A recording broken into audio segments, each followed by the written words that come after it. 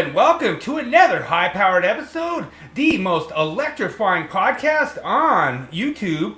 And I'm your host, Willie Snyder of NEC Code, coming to you live from the Mile High City in Denver, Colorado. I'm joined by my awesome co-host, Mr. King James Stallcup, over there in Longhorn Country.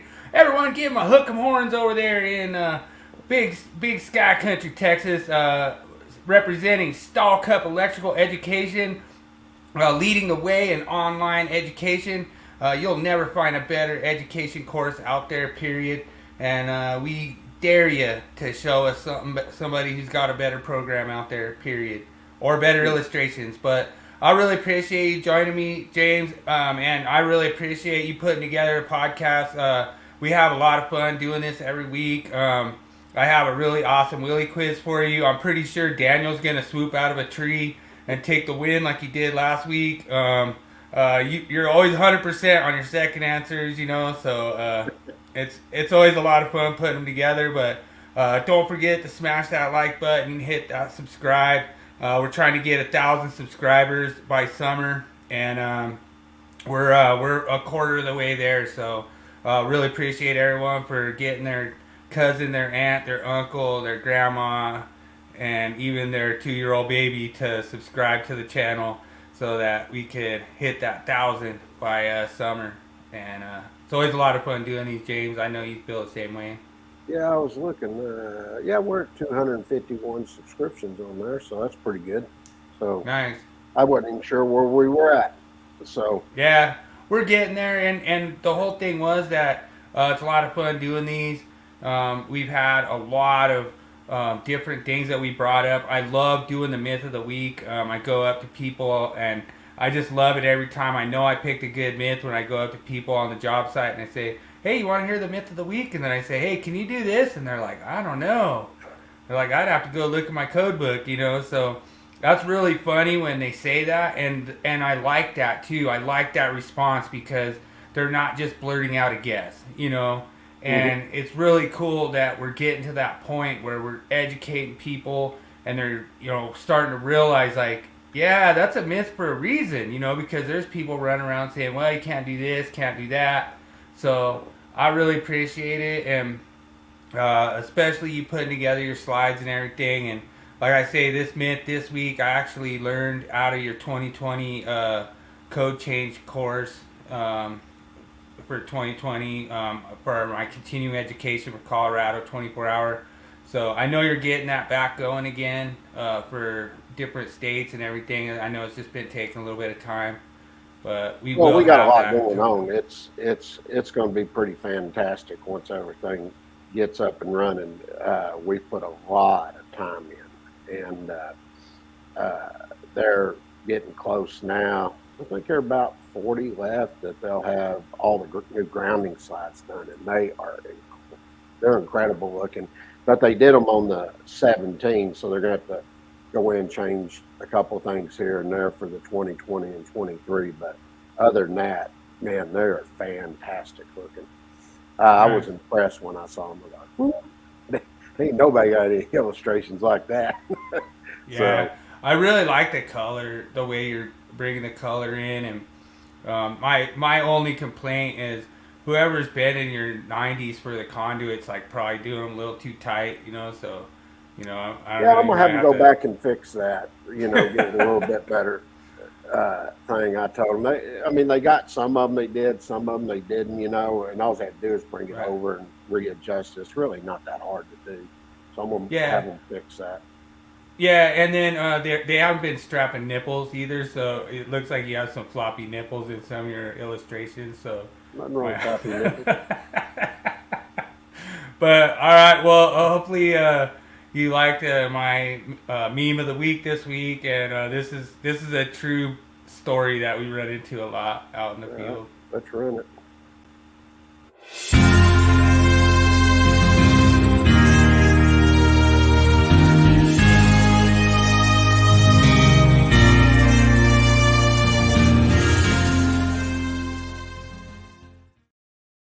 Dude, that was always a joke at like one of my companies a few years ago, because they'd always send us out to pull wire, and we'd end up having to like recruit somebody from the company we'd be like, hey, you drive forklift? Yeah, you know how to pull wire, you know what I mean? Like, and we'd be like, hey, you can even use the forklift, you know what I mean? And we'd have all kinds of just recruiting stuff to try to get our wire pulled, but That's that funny. was pretty funny one. Stolen from the Electrical Wall of Shame group. We are at 130,000 members tonight, so that's pretty awesome. I want a big shout out to Electrical Wall of Shame. It's a lot of you awesome people out there checking out our content, and we really appreciate it. Means a lot, and all our groups are doing great. Electrical code discussion for awesome electricians. I think we're almost at 18,000. So that's amazing that we built that group up so fast. And so it's really awesome. We have a lot of fun doing these.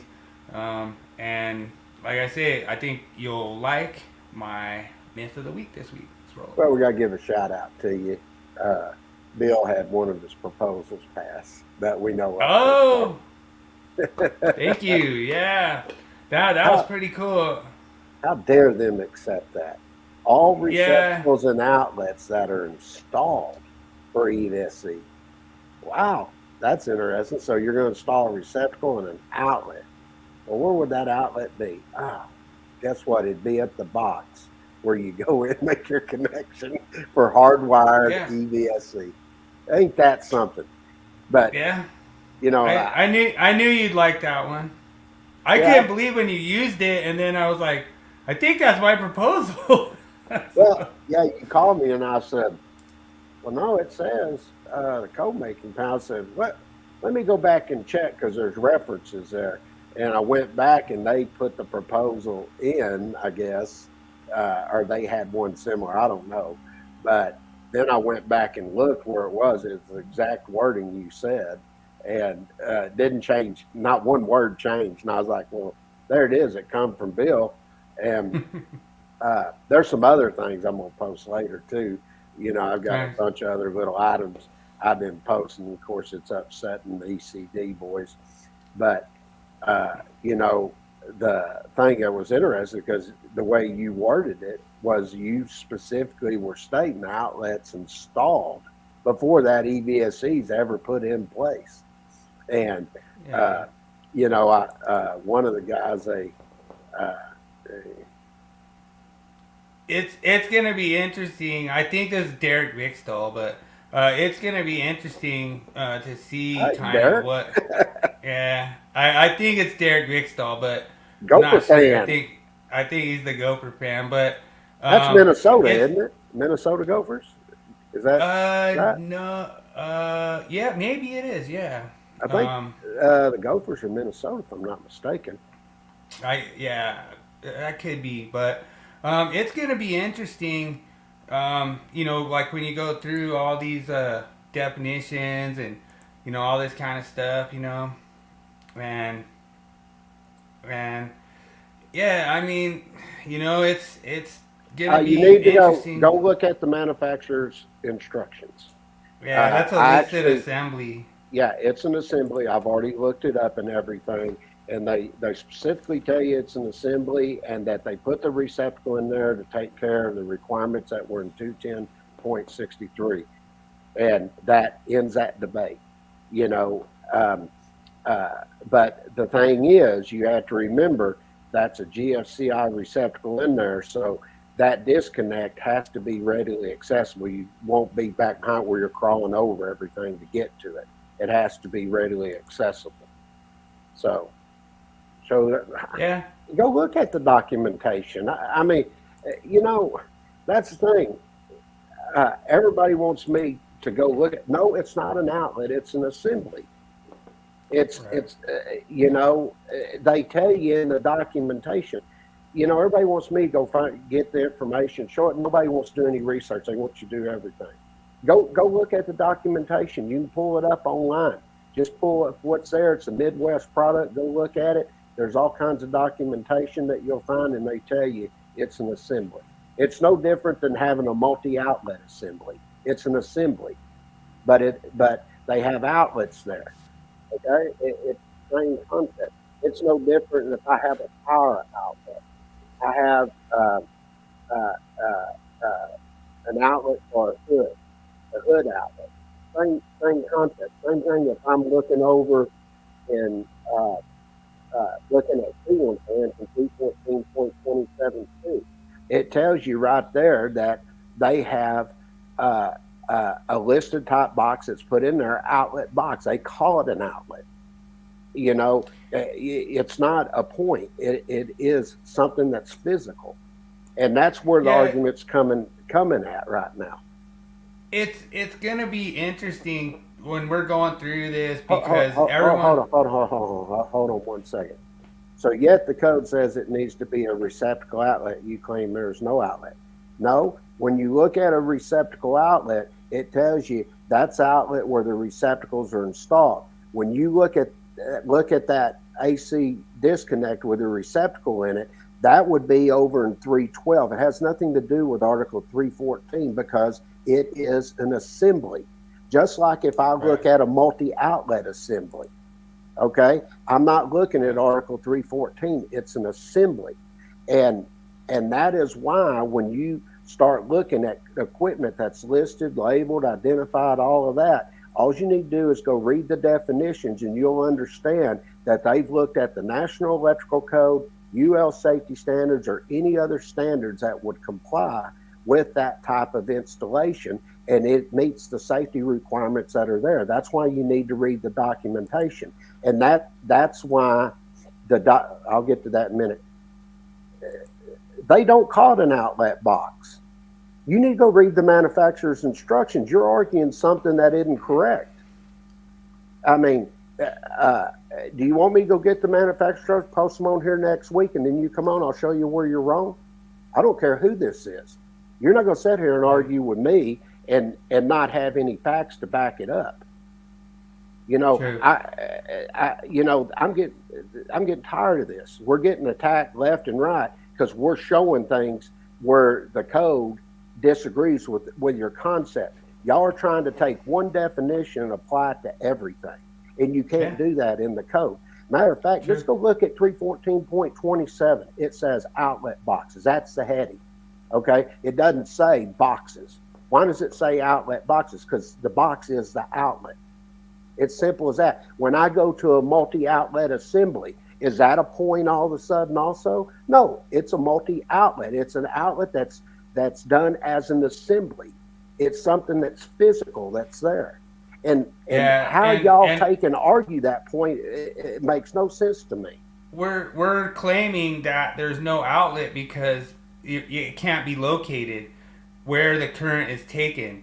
Like, are you gonna sit there and say that one side of that disconnect is your line side of this? So this is a screw inside your disconnect. You're saying that top side of the screw is your line side of the outlet, and the bottom side of that screw is your load side?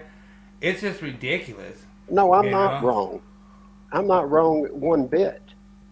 I'm showing you in the code where you have disagreements. Matter of fact, I just even posted one. Bill just had a post that just went that public input that was just accepted, and he was clarifying exactly the point we've been making. All receptacles and outlets installed for the connection of. Okay, that means you have a box that's over there, and the code making panel agreed with that. Now, you're basically going to sit here and argue, and you're going to say the code making panel is wrong also. Yeah. You know, his substantiation was to go that route, and they agreed with it. So, for sit here and just say we're wrong, you're saying the whole code making panel is wrong that voted that way. You know, You can't have it both ways. And to say where the wiring method connects to the equipment, you're basically saying I have an outlet there that's just in an infinite space. There's no sizing or anything for that. And then some say there's no line load. You know what I mean? Like where's the line side? Where's the load side? Oh, it's just hovering in the middle of this unit. You know? I mean, that's ridiculous. And if you put the outlet at the terminals, you're basically saying the AC equipment's feeding itself because the terminals are the outlet. Sure. I mean, that's unbelievable. But all right, well, let's roll the myth of the week. We have a really good myth this week. Can't wait to roll it. All right.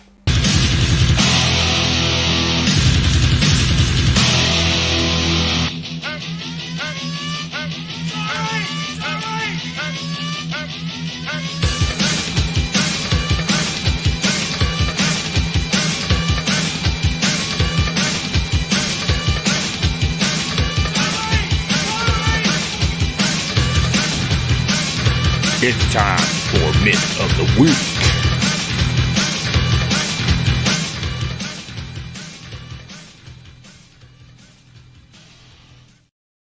Alright, I really appreciate everyone for the participation this week. I had a great time doing it. I hit 60,000. I'll let you cover that if you want, James. I'm going to. When you got a box up in the ceiling, the box, it just over to 314.27, it says outlet boxes. Just like I'm connecting a ceiling fan, a light, or anything there. That is the box. That's the outlet box. Okay? And that outlet box is sized based on what? 314.16 B1 through B5.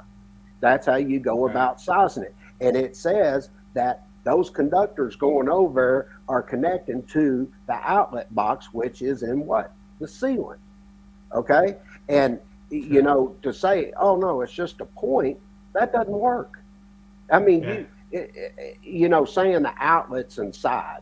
But yet, if I go look at the definition of receptacle outlet, it says it's the outlet. It doesn't even say box. It says it's the outlet where the receptacles are installed.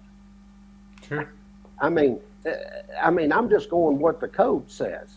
You know, if the code making panels want to rearrange everything and do a different explanation, that's fine. But they're going to have to change that definition of receptacle outlet, or they're going to have to change what an outlet is. And I'll give you an example, one more example before we go into the myth of the week. Don Gennari, he called me out, Mr. Research himself, and was going to prove me wrong, blah, blah, blah. And he basically said, where the branch circuits connect to or will be connected, and wait for this, the utilization equipment terminals or conductors.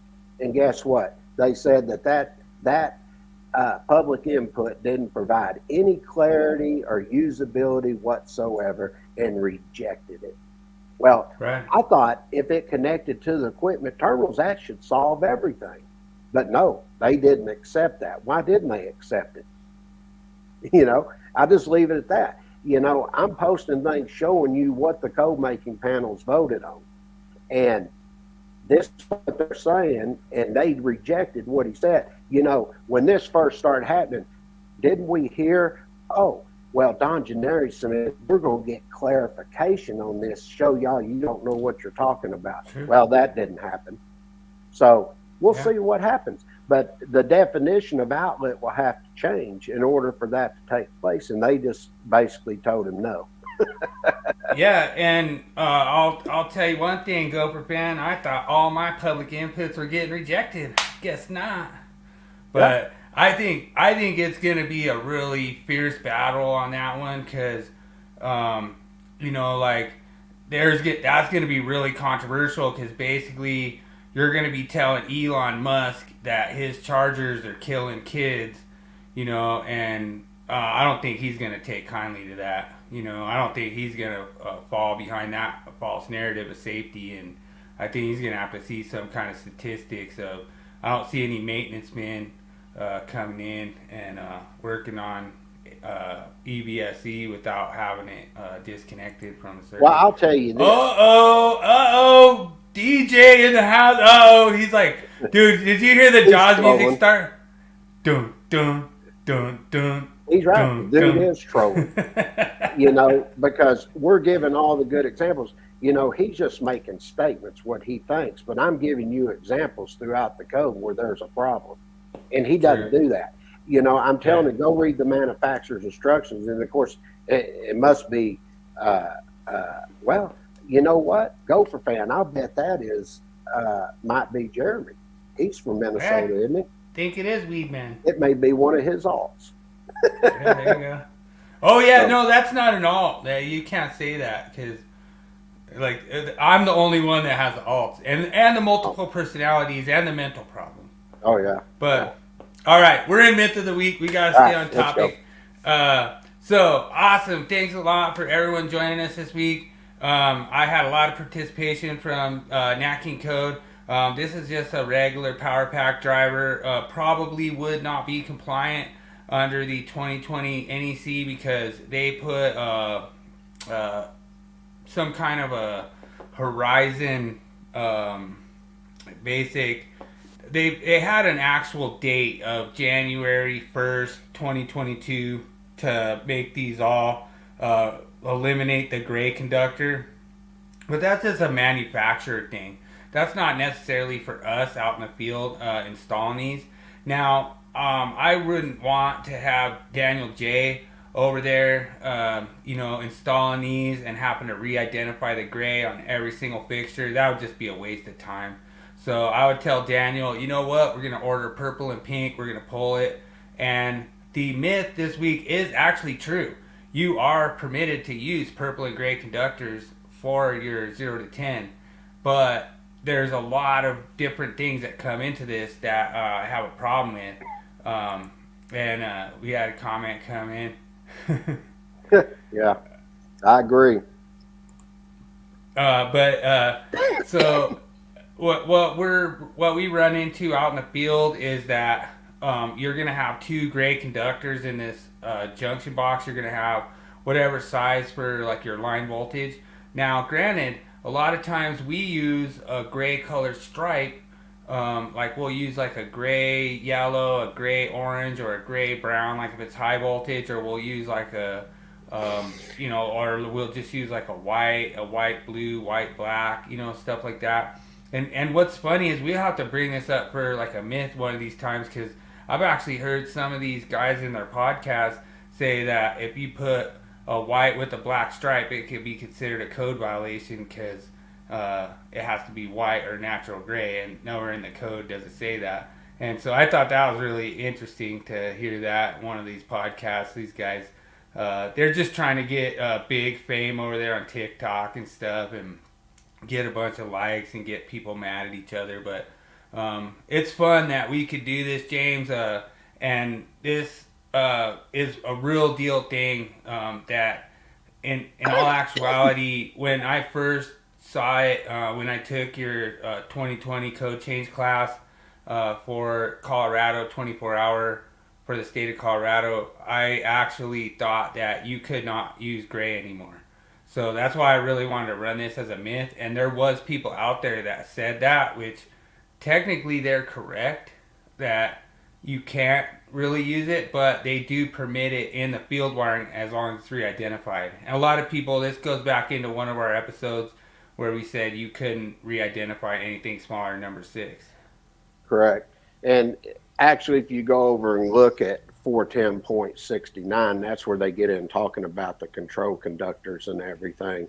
And they're talking about the field connected control conductors. And they tell you here, shall not be of a color reserved for the grounded branch circuit conductor or equipment grounding conductor. And that's where it gets interesting right there, because you've heard me say this many times when they even have the informational note. I've stated before, there's only certain reserved colors in the National Electrical Code. And I said, if you had a grounded neutral conductor, you had white or gray. And if you were dealing with an equipment ground, you had green, or one or more yellow stripes. And so they put this in here to hopefully identify this, so you understand how they're identifying these control conductors here and what the color of the insulation is going to be. And then I agree with this one here. We always use a 2-conductor cable, red, black, or white, black, or white, whatever, and there's nothing against doing that. So that's a good comment. Appreciate that comment. No, and that's exactly true. That's why we show these things here, because they want you to know you are permitted to do this. And you, like you said, they had the requirement shall become effective January 1st, 2022. So they were prepping for it and everything. And then we did an illustration here sort of showing what they were talking about and where you were installing these conductors. And we put a bunch of notes in here. So this was the illustration you were looking at in the 2020. Dude, is that Lemonhead in your illustration? Dude, Lemonhead's in all... Dude, you got Lemonhead in your illustration, bro. I try to keep him relevant, you know. Big shout out to Lemonhead. I just wanted to say big shout out to Pure Pollination. One of my coworkers, a guy named Skyler. He has this Pure Pollination heirloom vegetable kit. These things, they're anywhere from 25 to 30 bucks. I mean, dude, they have like over 40 seeds in here, vacuum packed, ready to go into your garden. This is the time of year to get them. Hit them up on Amazon at purepollination.com. Really appreciate Skyler, Sparky, really good dude. Work with them and stuff, and he's got those kits out there. He just stocked up and hooked me up, so I just want to give a shout out to Skyler. Cool. Appreciate you, brother. All right. Ready to get into the topic of the week? Get your code books out, bro. Here we go.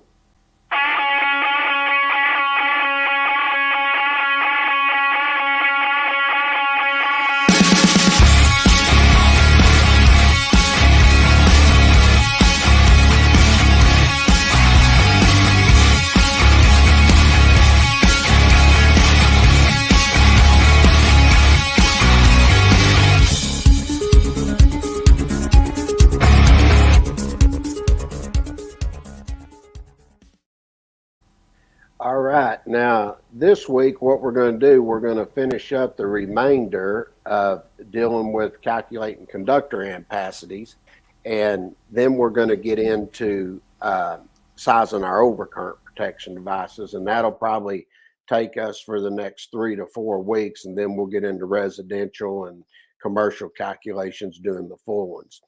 Now, this one we looked at last week, and this is where we would look at sizing for a single motor. In this case, we're doing a 2 horsepower, single phase, 208 volt. And you would, in order to take and get the amperage rating, I brought this up the other day. If you look at 430.681, it tells you anytime you're sizing the conductors or overcurrent protection device to use the amperages that are in the tables, 430.247.250. In this case, since it's single phase, we'll be looking at table 430.248. And if you pick up your 208 volt, come across, pick up 2 horsepower, that's going to give you 13.2 amps. And then 430.22 states that if you have a single motor here, you need to take it at 125%.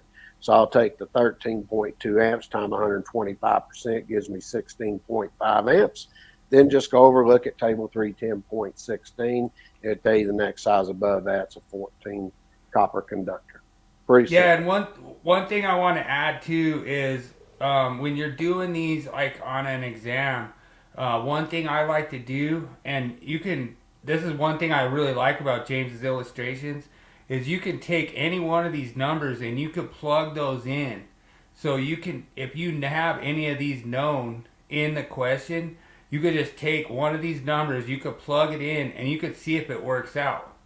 Because if they ask you like what's conductor, then you could actually plug that into this formula, you could work it, and if it comes out to 14, then you know that any one of these numbers in this equation is correct. So Sure. I like to do that kind of reverse math kind of thing as to try to save you time so you don't have to do so much calculation.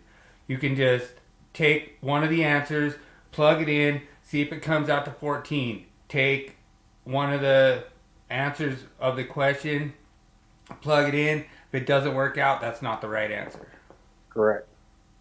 But simple to do. And Yep. same here. Like I said, this is a 3-phase. It's 40 horsepower, 3-phase, 460 volt design B. In that case, we'll be in table 430.250.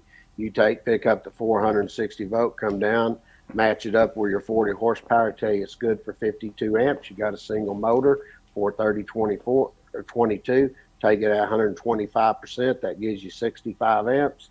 Go to table 310.16, 75 degrees C calm, and number 6 is good for 65 amps. Pretty simple. Right. It's the same concept. I didn't change. It just depends what table you're using at that point. And for single phase, 432.48, 3-phase, table 430.250. All right. Right. Then if you got multiple motors, you heard me talk about this last week, I said, you take the largest motor 125%, everything else is added at 100%. Well, we kept it pretty easy where you could go find everything. You got a 40, 50, 60 horsepower motor. It's 460 volts and it's 3-phase. Pick up the 460 volts, come across for a 40 horsepower, tell you it's good for 52 amps. A 50 horsepower is good for 65, and a 60 horsepower is good for 77. Well, naturally, the 60 horsepower is the largest, so we're going to take that 77 amps at 125%. It'll give you 96.25 amps. You could just round down if you wanted. If I was over 0.5, I'd round up to 97. But anyway, you 96 or 96.25, whatever you wanted to use. Then you got 65 and 52. You take both of those at 100%. Add the total up, gives you 213.25 amps. Go to table 310.16. I pick up the 75 degree C column. The next amperage above that's 230 amps, which is a 4-aught conductor. So if you notice, any single motors, you take at 125%. You have additional motors, you take them all at 100%. Add them all up together and you size your conductor. Pretty simple. Yeah, and the one thing that you have to realize, like when you're in this exam, if you go back to that illustration, James, a lot of these questions, when you look at these illustrations, that looks overwhelming. Like you see how James puts all those code loops in there. There's all this stuff to think about. That's really not that overwhelming when you just start dissecting it down, little piece by piece, and don't let yourself get overwhelmed on that test. Just say, hey, I got this. I'm going to start with my largest motor and start narrowing down what you need to do from there. So that's a really good illustration, James. And I just don't want people to get overwhelmed when they see that. That's what happens on the test. You get freaked out. You get scared. You see all these numbers and you don't know how to factor them. Just start with your largest motor, work your way down, come up with the right answer. Sure. And we even prep you. Like we got in the, we got feeder protection. We're telling you, look at 430.62A and 430.63. We're going to get to that probably in about 3 weeks. And we're going to show you to tie all this back in with the sizing of the conductors. And you're going to see it's really not that hard to do. All right. Okay. Now, here you got phase converter. And when you go over and you look at sizing the conductor in 455.6A2, it's going to tell you got a fixed specific load here, and it's going to tell you to take it at 250%. But it's also going to tell you have to protect the conductor, or you have to protect the amperage rating that's there. Okay, so that means I'm not going to go down. I'm going to actually size those conductors up at that point. Okay, and if you go over and you look at a 25 horsepower motor, I'm just still going to, in this case, I've got a 3-phase, 230 volts. So I'll go to table 430.250, come down, you'll pick up your 230 volt, come across, pick up 25 horsepower. It'll tell you it's good for 68 amps.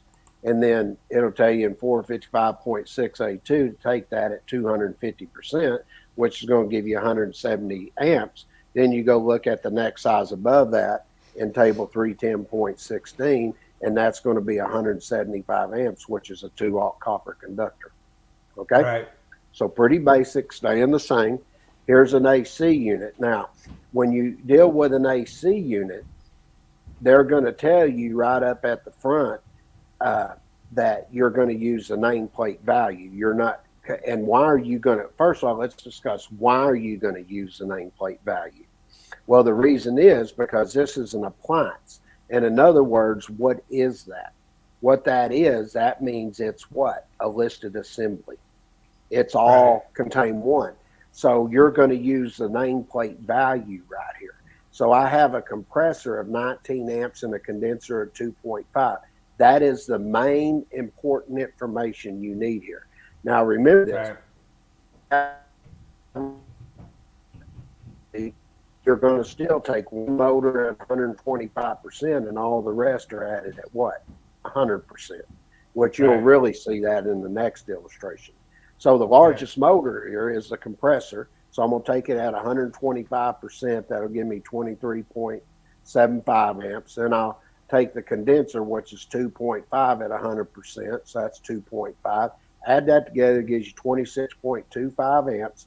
Then I go to table 310.16, and the next size above that in the 75 degree C column is 30 amps, which is a number 10 copper conductor.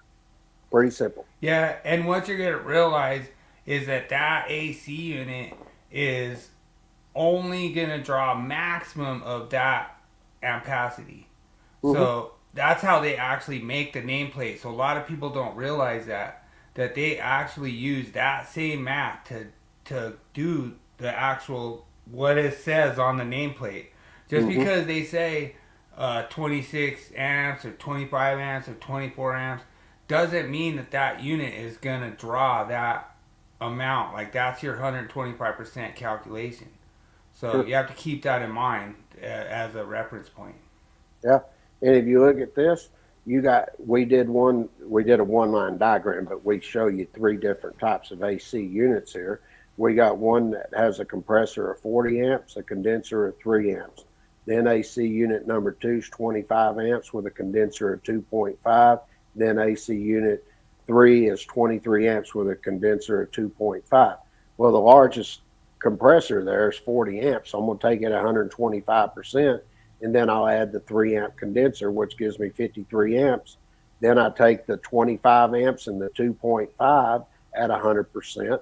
That gives me 27.5. Then I had the 23 amp and 2.5 amp for AC unit number 3, and that'll give me 25.5 amps, and that all was taken at 100%. So I still only took the largest.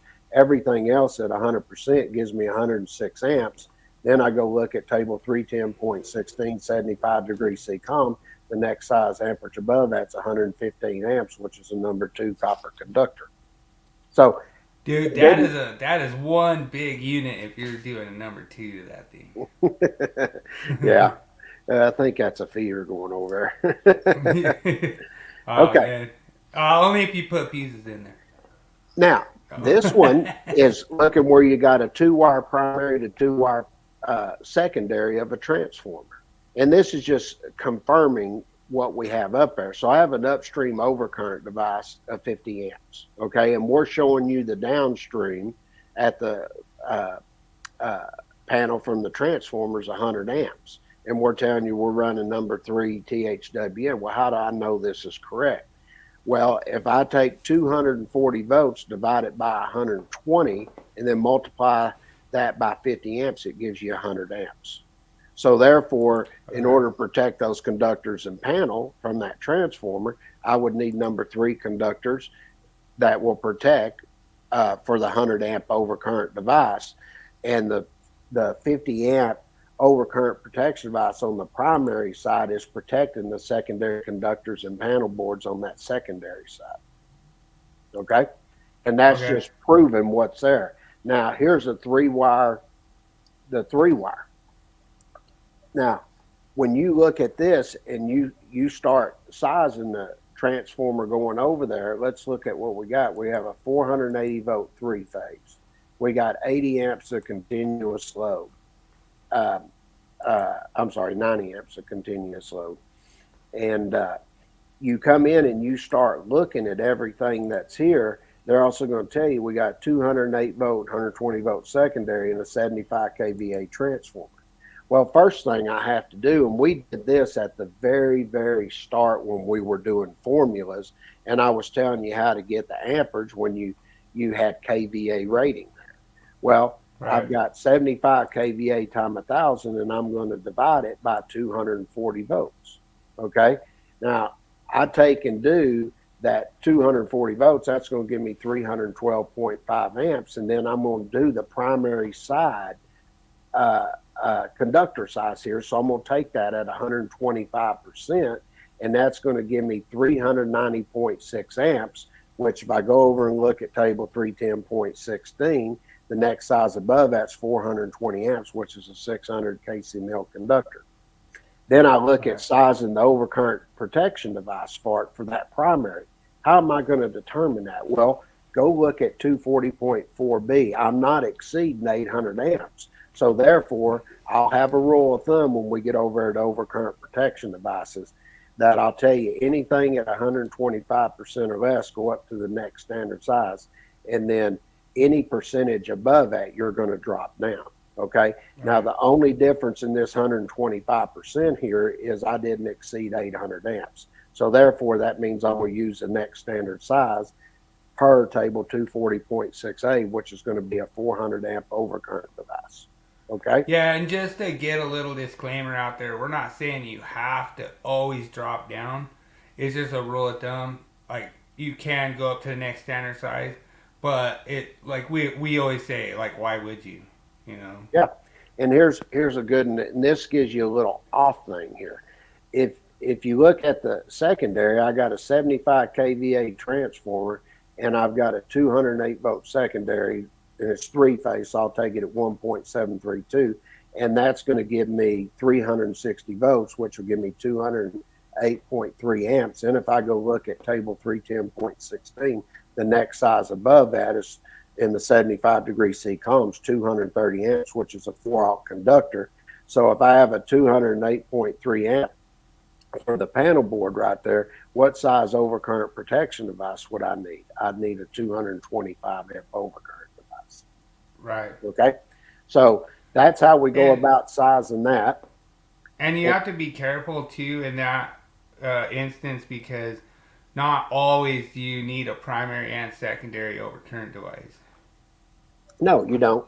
All that is showing you how to do the conductors and how those conductors dictate the size of that overcurrent device.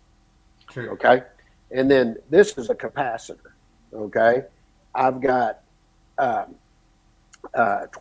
kVA capacitors, three phase, 208 volts, and the conductors are 3-aught. Okay. Now, as I look at my 3-aught conductor and I go look at table 310.16, there's two calculations here, and you're going to do it based on the largest calculation. So you can take the conductors at a third. So if I have 3-aught conductors and I look at table 310.16, 75 degree C column, it's going to tell you third gives me 67 amps, and 67 amps is going to require number 4 conductor. Okay.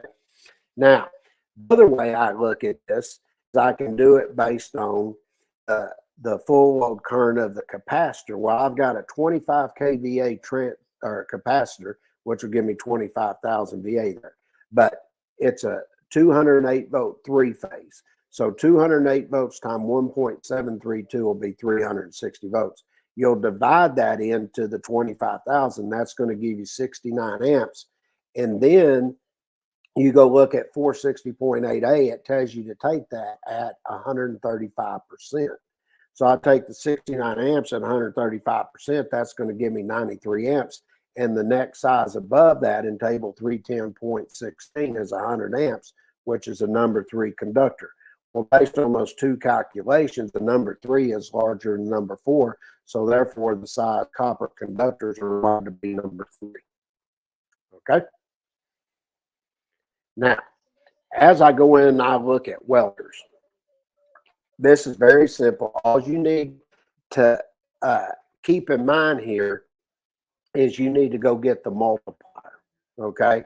Well, we're going to give you some known values here. You got 89 amps of load and you got 80% duty cycle. Okay. And we're going to size THHN. The welder's 89 amps. And then if I go look at the duty cycle for 80%, it's going to tell you that duty cycle for the multiplier is 0.89. So I'll just take 89 amps times 0.8, it's going to give me 79, and I'll look at 0.16, 75 degree C column. The next size above that's a number 4, which is good for 85 amps. Okay, very simple. Now that one right there is for a non-motor generator. Now watch this. I go to a generator, or I'm doing the exact same thing. The welder 65 amps. If I go over and pick up the 80% duty cycle, or an arc welder, it's going to tell you the multiplier is 91%. So I take 65 amps times 0.91, that'll give me 59.15. Then I go look at table 3 again in the 75-degree C column. The next size above that's a number 6 conductor, which is good for 65 amps. Did you forget to switch? Okay. No, I the problem I have with this one is, it looks like that's hardwired there. Yeah. Yeah. Well, if they use it outside, I guess it needs GFCI protection. Okay. And then this is the same thing. I've got a 100 amp resistance welder, 40% duty cycle. I'm going to go over and look at sizing the conductors at 630.31A2. And you're going to see in step 1, the welder's good for 100 amps. For my 40% duty cycle, I find my multiplier, which is 0.63. Take the 100 amps times 0.63 gives you 63 amps. And then like the last problem, table 310.16, in the 75-degree C column is 65 amps, which would be a number 6 copper conductor. Pretty simple. And so it didn't really matter in all of these that I'm doing. You're still doing the same type of steps. You got to get your multiplier that's going to go with it. And if I had a single motor, 125%. Didn't matter if it's single phase, 3-phase. All other motors were taken at 100%. I got an AC unit, use the nameplate value. You take 125% for the largest single motor. If you had multiple motors, all the rest are taken at 100%. And then when I get here to welders, everything is taken by the nameplate of what the welder is, and then you get the multiplier inside your conductors. Pretty simple. Right. True. All right. And then this is just a clarification of what we looked at last week when we were dealing with these type of controllers. And I was saying, like, this is a start and stop station on the cover, and it's inside the controller. So that means it's in free air. Okay. So when you go down and look at the notes and you look at table 430.72B column B, it's going to tell you in the note that you're going to be looking at table 3.17. So my overcurrent protection device upstream's 80 amps, and 80 amps will permit a number 14 conductor. Now, in order to prove that point, a number 14 conductor is good for 25 amps per table 310.17. Then it tells you down in the note to take that at 100%, and that'll give you 100 amps. And they're telling you 100 amp would be permitted on the 14 conductor. Therefore, that 80 amps is permitted because it'd allow you to go all the way up to 100 amp. See there? Right. So it's just establishing the fact even further.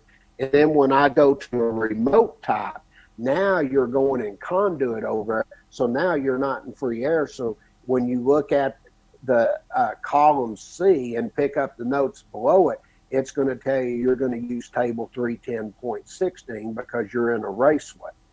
So it says here a 50 amp will permit what? A number 12. Well, how do I approve that?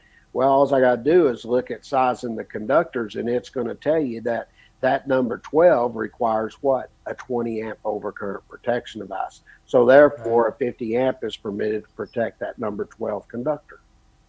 And it's very simple. All they're doing is clarifying that calculation is correct. That's in the table. Right. That's all they're doing, and we're showing you how they did it. I really like that 310.17 that we referenced when we were doing the free air. I think we did one on bundling inside a panel enclosure. And yeah, that was one nobody had brought up, and I brought that up. Actually, somebody mentioned me, and they go, "Damn, I never thought of that." They go, "That is correct, isn't it?" And I said, "Yeah, that's correct." Yeah, that was cool, awesome. Big kudos to old Stallcup, another hook 'em horns. Everyone just do a hook 'em horns to their hook 'em horns to their screen right now for old Stallcup.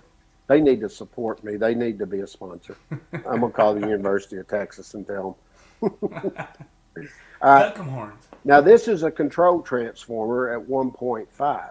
Now, when you go and you look at this, there's that when you go over and look 725.0 something. I'm trying to remember the exact section over there.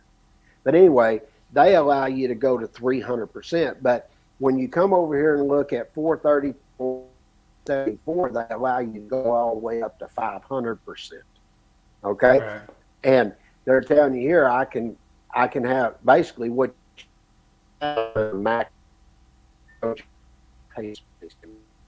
but that's how you look at it. So if I took 1.5 at 500%, it's going to give me 7.5. They're basically just telling you that number 14 will handle that 7. So even if I did it 300 or 500, it would still hold the load that's there. Right. Okay. You're kind of breaking up a little bit tonight, but I don't know why I'm breaking up. I'm sorry about that, y'all, if I'm breaking up. Just a little choppy. It's no worries, but like I say, if you have any questions, feel free to hit us up and we'll explain it in more detail. Yeah, our internet is funky around here for some reason. We have to come out and redo everything, and it was great, and we're having problems. But anyway, here's a 20 amp overcurrent device. This is where you're going over. You got your fluorescent lighting that's there, and we're just showing that, yeah, this is a fact that I've got to determine my protection, and can the number 18 conductors be protected by a 20 amp overcurrent device, and the well, sure, because your fixture wire is permitted in the whip to be number 18, and that 20 amp will protect that, plus the number 12 conductors that are going over there. And another section I would reference here is 240.4D, which also deals with small conductors. Okay? Right. And then your last is where I'm going over to a pole, and this is just like a question, really, but can the number 16 conductors be run 55 foot and be connected to conductors that are protected by a 20 amp overcurrent device? Well, sure they can. And that's where you're going to go over, and you're going to look at 240.5B2 for the length of the conductors, and 410.30B is where we're looking going over feeding this outside lighting. Well, that the reason I'd have number 6 conductors going over because I'm calculating for voltage drop. Right. Okay. And what we were trying to point out here is just you get a question like this and you see something where it says connect the number 6 conductors, and you're thinking, why the hell are number 6 conductors going over? Well, this is why, because they're having to increase the size of conductors going over due to voltage drop and connecting it to a 20 amp overcurrent protection device. Yeah, but like if you put like a J box out there, you only need a number 12 pigtail.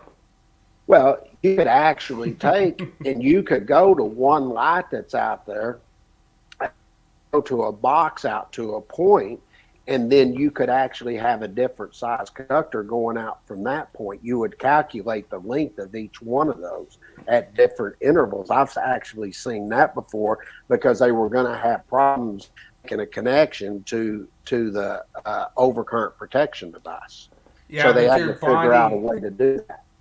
Your bonding conductor to that junction box is going to be sized off that largest size entry.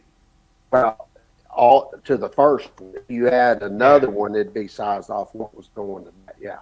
Yep, I agree. Okay.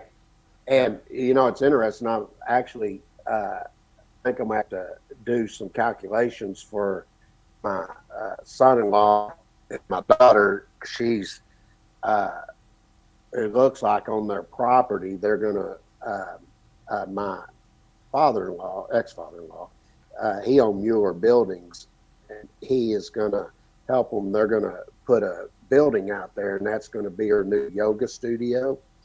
And Okay. I told her, I said, what you're making, I said, if you just put, you know, $5,000 a month on it, I said, you know, it's going to cost you about $100. Within a year or two, you'll have it paid for, and everything's pure profit at that point. And she's looking at doing that. All right. Now, All right. this is going to get us into overcurrent protection devices, and I'm going to give everybody a rule of thumb before we start this. All right. And I'm going to prove this as we're going through all these calculations. Now, this is something I did on NEC Live. They had me on. They wanted me to do conductors and overcurrent protection devices, and they wanted me to mainly do calculations. And one of the statements I made is if you size me at 125% or less, you're going to go up to the next standard size overcurrent device. Any percentage above that, you're going to drop down to the next standard size overcurrent device. You need to remember that little tip. Now, the only two places that doesn't hold true that I'm aware of at this point is phase converters, as we were looking at the other one where you size it at 250, you're going to have to go because you got to protect the conductors. They're sizing that conductor that way. The other one is transformers, and transformers gives you the option to go up or down, because when you go down and pick up note 1, it's going to say shall be permitted. That means you have the option to go up or down. Okay? Nice. And back, probably 2 cycles ago, it didn't even say that. It just, you just went down, and then if you were at 125% or less, you went up. Okay? But I'm going to show you why y'all look at the tables and everything as we go through this, and the wording, you'll understand what I'm telling you is true here.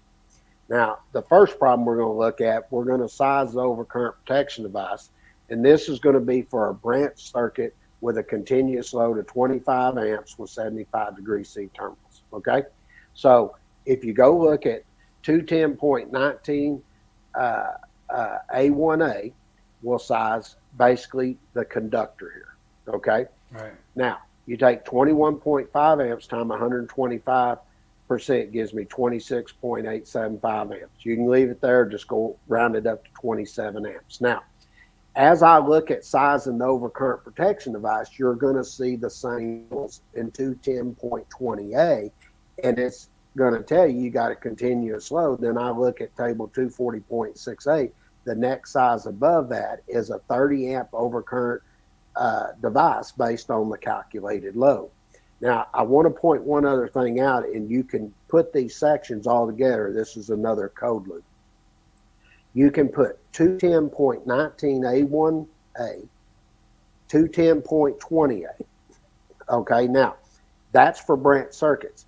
If I look at feeders, I can look at 215.2A1A and 215.3 for the feeders.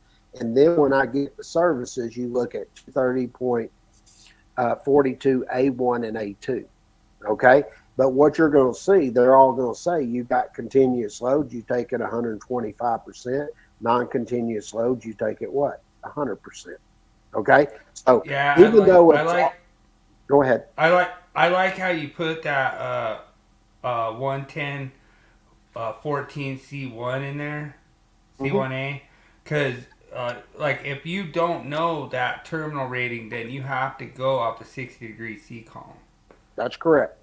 And that's why in the problem up there, we tell you 75 degree C column. So if I was sizing the conductor here, it would be a number 10. Okay? Right. But it could be different if it was 60 degree C terminals. Okay? Yes, sir. That's fine. The problem we told you 5 degree C to get, just sort of kick everything off. All right? Yes, sir. You got another one here. It'll be your problem. You got a branch circuit load of 23.5 amps. It's continuous. You take it at 125%, and then you're going to size off that. We tell you up in the formula requirements that the terminals are 75 degrees C. Okay? So everybody, that'll be your exercise problem. Shouldn't have too much problem with that. Now, here's where I'm getting with the branch circuit. I'm getting up in the amperage. Okay? But what you're going to see, it's very simple, but we did something a little bit different here to make you think about this. All right. Now, you got a continuous load of 100 amps with 75 degree C terminal. So we'll just look at doing the conductor, right? You take it at 125%, that's 125 amps, and it can be terminated at 75 degrees C. Now, if I go look at table 310.16 and I pick up the 75 degree C column, it's going to tell you need a number 1, which is good for 130 amps. Okay. Right. Now watch as I go down to step 4. How am I going to size the overcurrent protection device here? Well, I can take and do 2 options here, but if I look in table 240.6a, do I have a 125 amp standard overcurrent device listed there? Okay. You could be looking at protecting the load, or I can protect what? The conductor. So what you want to do is go look at 240.4b, and you'll have in parentheses there, it says it can protect the conductor. In this case, I'm going to protect the conductor, and I have a 130 amp conductor. So the next size above that for table 246A is a 150 amp overcurrent protection device. Yeah, okay? And it's probably hard to protect the load if it's unknown. Yeah, that's what I'm saying. There's, I know what you're talking about. But when you get in, you start looking at these things. These are things you have to consider based on the conductor, and that's why 240.4b is written that way. And if you remember, when we started all this, I actually went over all the terminals and everything and explained that.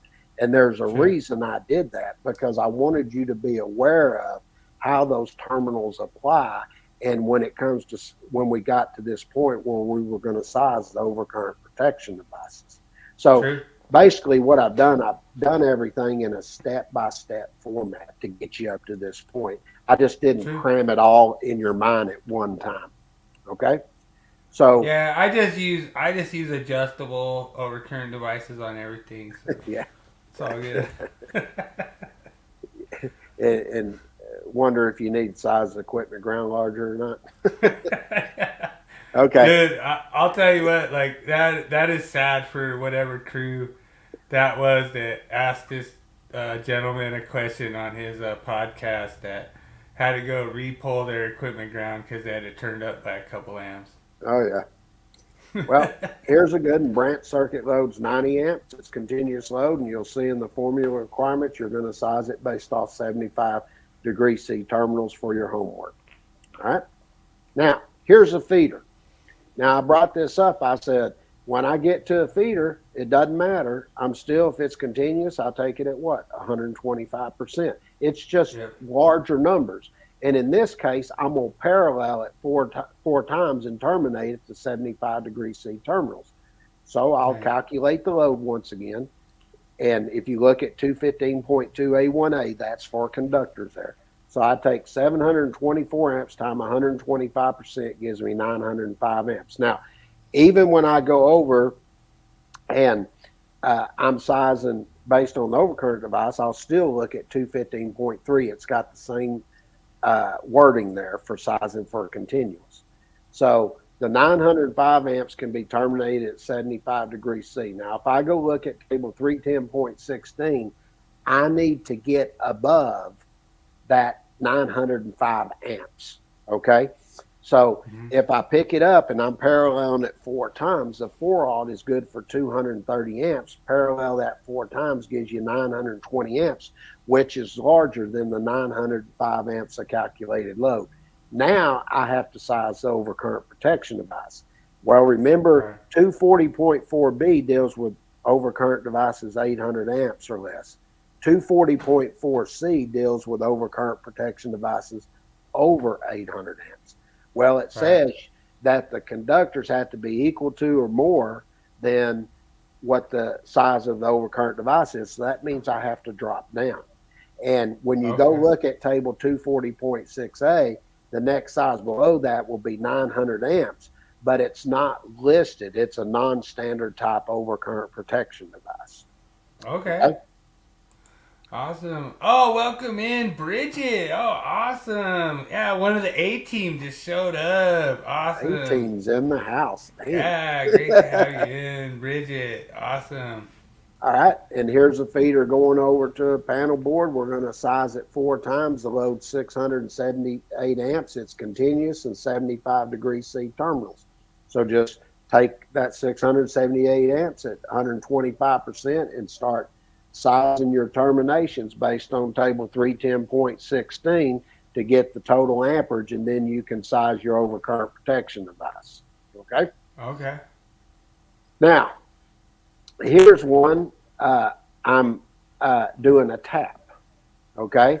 So I'm going to ask you what size overcurrent device is required for a 10-foot tap from a junction box that is supplied by a feeder with a 500 amp overcurrent device that's upstream. Okay. I'm going to go 10%, Bob. Everybody remember what I've said on this. When you're doing taps, anything 10 foot or less, I divide by 10. Anything over that 10 foot, you take at a third. And if I did a tap with a transformer in the tap, you still do the primary at a third, but the secondary, you got to do it at a third with the ratio of the transformer. Okay? Right. So looking at this, I've got a 500 amp upstream overcurrent device divided by 10 gives me 50 amps. I'm going to terminate this at 75 degrees C, which is a number 8 conductor, which is good for 50 amps. Okay?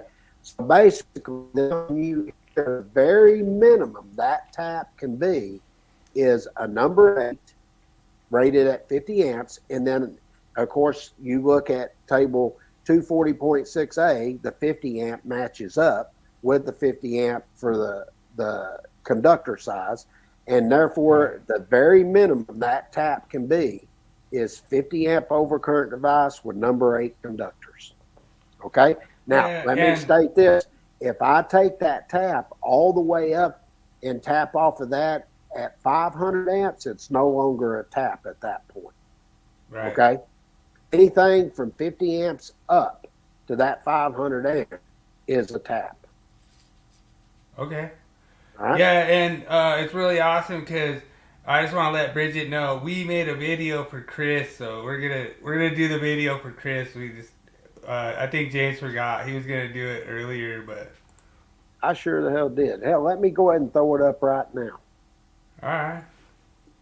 Or you want to do it after? We're almost done. Yeah, just do it when you're done. I know you're almost there. So here I've got a 600 amp, 10-foot tap. Terminals are 75 degrees C. I'm going to divide by 10 and then work it out from there. Okay? So, but what I like to point out, we did this on conductors a couple of weeks ago. And if you notice, I'm still doing the exact same thing. I'm not changing anything on the way that I do it. All I did earlier, we sized the conductors. Now we're doing the overcurrent device and telling you what the minimum size conductors and overcurrent protection device would be. But you're still performing the exact same type calculation. Awesome. Okay. All right, Brandon in the house. What's up, brother? Oh, awesome, man. The whole crew's rolling through tonight, man. Yeah, bring them on. All right. Awesome. Now, if you look, this is a tap from 10 foot to 25 foot. I said all other taps, what do we take it at? A third. So I take a third of that 500 amp overcurrent device that's upstream. That gives me 167.5 amps. I go to table 310.16. The next size above that is 175 amps, which is a 2-aught conductor. Guess what? It matches up with a standard size in table 240.6A for the overcurrent device. So you would need at least a 2-aught and 175 amp overcurrent protection device would be your minimum for that 10 to 25 tap. Nice. Okay? Very simple. And if you notice, when I did the conductors a couple weeks ago, I did this exact same calculation. Now all I'm doing is matching up the overcurrent device to match up with the conductor. Dude, I'm telling you, you got some major hate mail on NEC Live when you did that, and it was funny because I was blown away. Like, there were so many people like, you can't do that and stuff. It was funny. I'm showing you. All you got to do is go read the section. Yeah. It's funny as I was doing it, Derek was telling me, slow down. I can't keep up. He couldn't get those sections quick enough. Yeah. After he told me, he goes, I'd heard y'all could do that. He goes, I've never seen anybody just make questions up off the top of their head and just blah, blah, blah, blah, blah. I'm like, well, hell, as long as we've been doing it, I should have learned something within the last 30 years. Dude, when you were doing like the 9 amp transformers and stuff, that was pretty good. I was like, whoa, I was even blown away. I was like, and then all of a sudden it was funny because they're like, hey, Bill Snyder has a question. Next thing you know, you guys just started busting up laughing, and I was like, oh yeah, it's a good question. But he's asking some bullshit. That's what he's doing. Oh hell! All right, go back to it. So we got a 10 to 25 foot tap. The upstream overcurrent device is 600 amps. You're going to take a third, get your amperage in there, get your conductor size, and then size your overcurrent protection device. That's your homework. And then I come over here. I've got a 25 foot tap, but I have a transformer in it. And we're going to tell you that you have a 300 amp overcurrent protection device upstream. You have a 408 volt primary and 208 volt secondary. Let's see how easy it is. All right. So we already know what the protection is upstream. So all I need to do is the secondary. Well, I said, if you have a transformer in there, we have to get the ratio of the transformer, right? So you're going to take the 480 volts, divide it by the 208 volts, and then you'll multiply. Basically, you got 300 amp multiplied by a third, which is 100 amps. So you'll take the 100 amps time that multiplier is going to give you 230.7 amps, just rounded up to 231 amps. Now this where it gets interesting, because if you got the 75 degree C terminals, you go look at table 310.16. It just is barely over 230 amps, which is a 4-aught conductor. But sticking by code, the next size actually above that's 255 amps, which is a 250 kc mil conductor. Okay? So if I have 250 amps, I'm just going to protect the load that's there. That's 230 amps. I could put a 250 amp overcurrent device there. True, because the load is known. That's right. Load's known. All right. So it gives everybody, it shows you different, as we design our problems and everything, you notice we give you a lot of variance things you have to think about. We just don't make everything exactly line up, because we want you to understand you're looking at certain things here and you got to make assumptions here, and you've got a load that's given. Even though I had to go up to a 255 amps for a 250 kc mil, the 250 overcurrent device would protect that 230 amp load. But on the other one, we decided to protect the conductor, because we had an overcurrent device that matched up right above it. Okay? Yeah, and that's one thing that I want the students to know, that your overcurrent device can exceed your conductor. Sure can. But there's certain cases where it can't, so we just want you to know the different areas where, yes, in this case, the load is what you're protecting, and then in this case, you're protecting the conductor. So if that conductor ampacity is at a certain ampacity, you can't go exceed that. Sure, and just remember, that is a minimum. I can still go up on my tap size if I want to. That's just a minimum. And then you could go up and have it match something, have the extra amperage there. All right? Absolutely. Now this one, you got an upstream 250 amp overcurrent device, that's given, okay? In this case, we got a 408 volt primary, 208 volt secondary. Okay, so you're going to have to get the ratio of that. And then I'm going to take that upstream overcurrent device at a third. Then I multiply that all in, get my amperage, and go size my conductors and overcurrent device. That'll be the homework next week. All right? Dude, I just wondered, go back to that illustration. Yeah. You got support for that J-box in there? I don't know. It doesn't look supported. None of it's supported. I'm just kidding. Soon as I put a strap in there or something, showing it all strapped and everything, where's the sections at? They'd be giving me hell over that too. Dude, you won't even have any room in your illustration. It'll just be solid black. I know, as I'm saying, there's only so much information you can put in an illustration. I mean, you can see we're using up a lot of stuff right there to make it look clean and all of that. And but yeah, I know what you're saying. That's a good one, though. That's a good illustration. I like it. Oh, I think they're all looking great. Brandon loved my comment. Yeah, I'm always busting his balls, Brandon. Always busting. Quit busting my balls, Brandon. All right. This one's a 25 foot to 100 foot tap, and it's supplied from a feeder with a 300 amp overcurrent device. I said everything else that's left, you take at over 10 foot, take at a third. So I'll take the upstream overcurrent device at a third, which was 300 amps, gives me 100 amps. Go to table 310.16.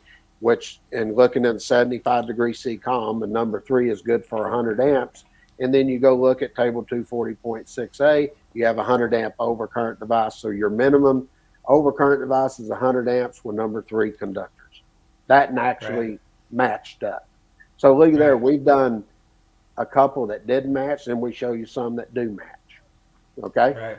And here's, we had an illustration just like this when we were doing the conductors, and all we're doing now is sizing the conductors and the overcurrent device to match. And you've got a 350 amp overcurrent device upstream, take it to third, get your amperage. Then once you have your amperage, know what your conductors are, and then size your overcurrent protection device accordingly at that point. Right. And that gets you, let me go through right here. I want to go through these secondary conductors, and then we'll call it the night. There's a few of them. Okay. So this in here, we're going to size the overcurrent device, and is required for a tap of 25 foot from the secondary of 100 kVA transformer. Now, remember, a lot of people, when we put this in there on purpose, we're telling you a tap on the secondary side, because a lot of people used to say just tap the secondary side of that transformer, when in reality there are conductors on the secondary side of a transformer. Okay. Right. And therefore you're not taking at a third. A tap is where you're coming down from a feeder and tapping off of that feeder. This here is where you're just coming from the secondary side. So the secondary is 150 kVA transformer is supplied with a 200 amp overcurrent device having 3-phase 408 volt primary and a 208 volt secondary. So I'm going to do the secondary here because I already know what the primary is. So I have a 150 kVA transformer, take it at 1,000, and then you're going to divide it. Just get your amperage. So just like we did when we first started this Master and Journeyman at the first, what did we cover? Is how to apply these formulas for sizing your amperage when we were doing KVA. So I got 208 volt secondary. It's 3-phase, 1.732 for the 3-phase. That'll be 360 volts. Divide that in, gives you 416.7 amps. Then you go over and you look at table 310.16. What is the next size above that? I'm sorry, table 240.68. What's the next size above that 416.7? Dude, it's 420 amps, dude. Everyone knows it's 420. Yeah, 420. So you got a 500 amp overcurrent device. Now, why would I go up? Well, if you standard size for the overcurrent devices that are rated 800 amps or less. Right. Okay. And that's pretty basic how you go about calculating this. Same thing here. We got a 250 amp overcurrent device upstream. Okay. And then what's my secondary? It's 208 volts. So I'm going to take the 360, divide it into the transformer, which is 200 kVA, get my amperage, and then I size my overcurrent protection device. Okay. Right. And that'll be homework for next week. Now, this one, let me go ahead and get this, because this is a primary 2-wire secondary, and we looked at that a while ago. So we got a 408 volt primary and 240 volt secondary. So how am I going to determine what the size of that primary overcurrent protection device is upstream? Well, all I'm going to do is find the ratio of the primary times the conductor ampacity. So I'm going to divide the 480 volts into the 240 volts, and I've got 225 amps. Well, I take that 225 amps is going to give me 112.5 amps, and then I'm able to drop down on the primary because I divided that primary into the secondary, and that overcurrent protection device would be required to be 100 amps. Okay? Dude, I got to tell you, James, I think I'm maybe being a bad influence because everyone knows it's all 420. So. Damn. I think if I actually put that in the publication, I might get some kickback on that. It's a Colorado thing, baby. You know, I can't deny it. You know? Y'all need to cut that out. Y'all are starting to sound like Jeremy. Dude, I'm telling you, like, and all them guys over there. I think I think a Badger fan, I think he fell asleep on his keyboard. So I probably did. But anyway, here's the next one. You've got the same thing. You're just going to prove that 50 amp overcurrent device upstream matches up based on your primary and secondary. Okay, and how did I get to 100 amp on that secondary based on the primary being 50 amps? We just did that a while ago in the calculation for the conductors that proved that 100 amp was correct for the number 3 conductors that are on the secondary side of that transformer. Okay. Sure. And then here's the 3-wire to 3-wire system. Exact same thing here. I'm just going to I've got a 480 primary, 240 volt secondary. And I look at my 500 kc mil conductors. What are they good for? 380 amps. Take the 480, divide it into 240, get your ratio, multiply it by 380 amps. Gives you 190 amps, and then you just go up to the next standard size, which is a 200 amp overcurrent protection device. Pretty simple. Nice. Basically, we're just proving everything here at this point. How did I take here on this secondary and allow a 400 amp overcurrent protection device? Well, we're showing you the conductors are 420 amps. So I'm just going to take the voltage there and take the 240 volts, divide the 480 into it, take the 420 amps, and then size your overcurrent protection device. Yeah, the 420 amps. It keeps the motor. Okay, and with that right there, we're going to stop, and then we'll get into the transformers next week, really breaking down, showing how to size the overcurrent protection devices. Okay? All right. Yeah, I really appreciate A-Team joining up tonight. That's pretty funny. We got One Line Crew in the house. That's pretty awesome. One Line Crew's been tearing it up, and they've been doing a great job out the site. Getting everything connected, and I think they really enjoy this tap conductor conversation, James. And a lot of people don't realize that you can take a conductor out there and tap it, and you don't need overcurrent protection. You already have your primary overcurrent protection, and I think that's where this gets lost. Is a lot of people don't realize that. Most definitely, I think that. So, all right, let's do a congrats to Chris Dugan. Yeah, congrats, Chris Dugan got his J-Dub this week. The newest Colorado Journeyman. I made you a little video, brother. I hope you like it. It's just something I threw together real quick. I thought, that looks pretty cool. I'll throw it out for him. But here you go, brother.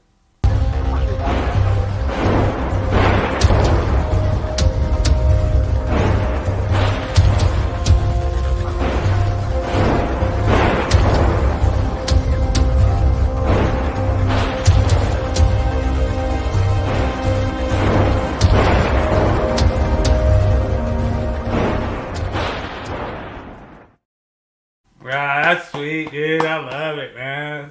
That's awesome. Hype in the house for Chris. Chris got his J-Dub this week. Newest Colorado Journeyman out there working on our site. So that's awesome. Appreciate you, James, making that up. That was pretty cool. I like it. No worries. I always try to do something pretty cool, for everybody if I got time. And you sent me a text and said, "Hey man, can you do?" I said, hell yeah, I'll take care of that." Yeah, congrats, Chris. Appreciate it. All the crews out there. Dude, Brandon, appreciate you joining up tonight, man. Dude, we're bringing the heat, man. Bringing the heat every time we do these, and it's so awesome. We're trying to bring intense code every time, and like I say, dude, we're bringing so much intense code. The haters they can't handle this. So one thing that haters can't handle, they can't handle the tool review. Oh yeah, let's cue it up.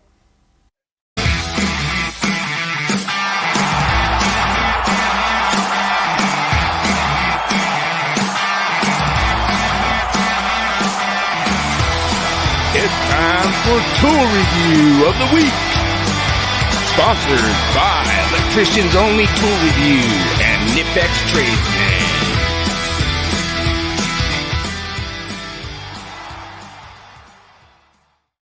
All right. Well, I had pressure from electrical code panel member to sponsor a product that was featured in Harbor Freight.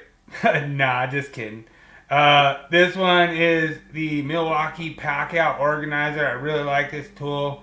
Um, I actually think it's really awesome that you can just put all your different parts in there. It has all separate trays that you can pull out and move around. Like you can put them on your cart, whatever, and then you can put them back at the end of the day. You can put like 1/4 inch on one side, 3/8 on the other side.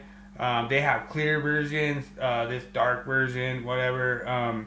But the thing I really like about it is it snaps right onto your pack out, so you could put it as like your top pack out, or you could snap another one on top of it.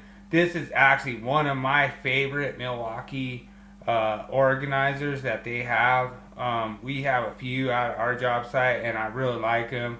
Use them a lot, and they work really well. So I recommend this tool, and think your crew needs to get organized. So appreciate everyone jumping in the house and everything, and yeah, that's so cool, Brandon. I appreciate you, man, and that's what we're trying to do, man. Brandon's gonna be our next Colorado J-Dub. He's going for it. And he's got Stallcup behind him. Stallcup's gonna push him, get that J-Dub, and just pay attention to all the little things I'm telling you to pay attention to, the little tips. All of Bridget's that right is there important too. to remember. And Bridget's gonna get her card too, so we're all gonna get our cards. It reminds me, I had this contractor. He wanted me to prep his son to pass his master. He failed it like 7 times, and he come over and he was all over the place in these calculations and stuff. That's usually where everybody has the main problem. And I was going through to explain it to him. It took about a month as we were going through, and he goes, I understand now what you're saying. He goes, if I do this, and he kept going and doing different, making his own problems up. He was showing me where he made a problem and just went in and found it, worked it just the way I told him. And he was like, man, he goes, when I went in there, we actually went and had a couple beers and some wings up at Hooters after he passed. He wanted to take me up there, and he said, I went in there, and he goes, I was a little nervous, because I was taking maps. He goes, but once I started, he goes, I knew all that stuff you were talking about. He goes, I was just humming through it. And he made a 92 on the test, and he failed it, however many times before he got to, me helping him on it. So that was pretty cool. And a lot of it is just sitting down explaining. Like, we had a time where a guy tripped a breaker at the hospital, Mm-hmm. And that's a big deal. Like, you don't just trip breakers at hospitals, And so what do? They go look at the leadership. They go Mm-hmm. look at the foreman, Really and somehow, I don't know how it happened, that guy just needed to get sat down and say, hey, we're doing a 2-wire switch. There's a black and a white, and we're taking the black on the line side, and we're taking the white on the load side, and we're just switching it. Mm-hmm. And once I sat down and explained it to him, he's like, oh, dude, I'll never trip another breaker again. You know what I mean? It was that simple, So I really appreciate Brandon Gilden. That's awesome, dude. Yeah, we really want you to pass your test. Like, that's the #1 goal. We want these guys, like, congrats to Chris Dugan. Like, that's so awesome, man. We want people to pass their test. Bridget, we want Bridget to get her license, I mean, that's awesome. I will tell y'all this. If you hadn't already done it, go over to the YouTube channel. It's in the description, but it'll be Stallcup Electrical Education. If you go over there, this thing we're doing for Master and Journeyman exam prep, it's just calculations. You need to do all the questions yourself, but go over there, because we already, if you wasn't with us when we started, you can go over and start from the first and start watching the video. The video hours over there right now are just going off the charts. People are over there just watching it constantly, going through working problems and stuff. And I get messages, people asking me questions, make sure they understand it right. And just go over. Just the only thing I ask, just subscribe to the channel, and get other people to subscribe too, because we're trying to get it up, to 1,000 people by summer. Yeah, 1,000 by summer. I think it's doable. The one thing I love about this whole thing is trying to fool James on the code question of the week. I don't think I'm gonna do it this week. I did it one time so far on 1 in 99, but so far I fooled you one time on code question. It's funny because I said I can't remember that exactly. I said it's one of these two, and there was a second one. If I'd have gone with the other one, I'd have got it. All right. Oh, lightning protection. Okay. So have you ever been to Joe's Mobile Home Factory yet? No, I hadn't been there, but I know about it. Yeah. They produce a lot of mobile homes over there. It's pretty big. It's a pretty big operation. Oh, you're trying to trick me there. I see what you're doing. That's 250.106, and that is actually C. You got to tie the lightning protection system in with the building or structure grounding electrode system. Matter of fact, it's interesting that you asked that particular question, because I just finished up 250.106, the illustration, and we actually got the building there, and I show where it's coming in, and then I've got 4 rods, as an example around the building where they're all tied in and tying it into the grounding electrode system. Dude, I got a lot of people this week on that one, and the thing is that's so funny is it's really not that hard, but it's still kind of like, that's the thing about Brandon. Brandon is a G. Like, Brandon's a badass. Like, I really like you, Brandon. Appreciate you, tearing it up on the job site. Like, that's what we got. We got G's up in here, and James is a G. I try to get him, but the whole thing that's really going to be dude, everyone has a chance to beat James Stallcup tonight on the Willie Quiz. All right, let's cue it up. I freaking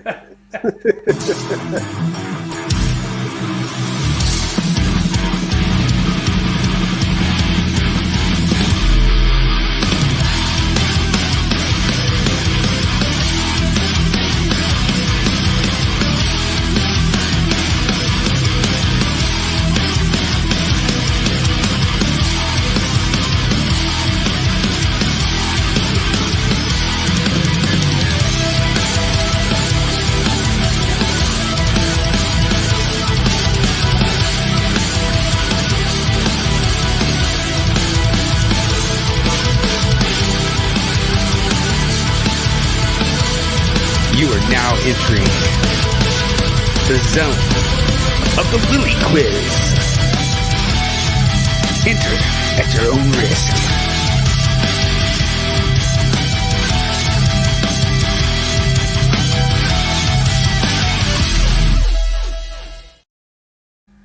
Oh, dude, right away, Daniel pipes out.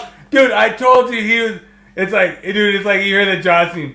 Dun, dun, dun, dun, dun, dun. Like, dude, James is done. But he's still saying it's rigged. Like, so, I think we have to put the podcast out, like, maybe, Daniel J already gets the answers, like, ahead of time or something. Like, there it goes. Maybe some kind of conspiracy theory or something. What is it on this week? Let's see. So we're doing solar system. Oh, all right, so shit. NASA's No Voyager idea. 1 spacecraft launched in space in 1977 and became the first human-made object to cross the edge of the heliosphere in blank. A, 2008, B, 2012, C, 2015, D, 2020, or Voyager 1 is still within the heliosphere. Good luck, everyone.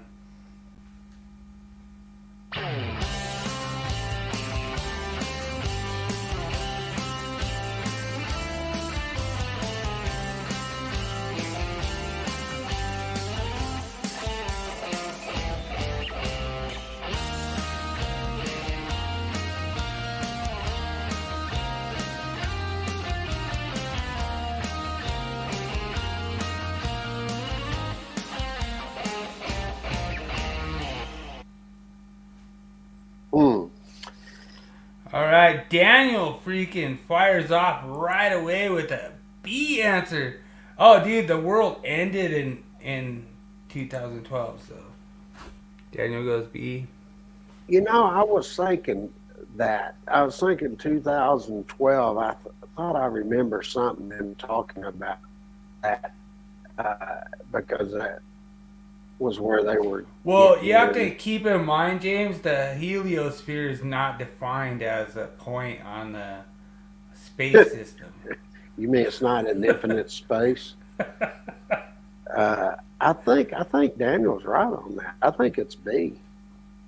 Yeah, I'm gonna go with B. I sort of remember something about that back in 2012. I didn't remember exactly what it was, but I don't remember anything being said about them other dates as far as it relates to NASA. So I'll go with 2012. That sounds like a good answer. All right, well, I think it's really funny that you copied Daniel, because you guys, you kind of have some good answers and stuff, and I appreciate, sometimes you're wrong, sometimes you're right. But this time you were correct. It's 2012.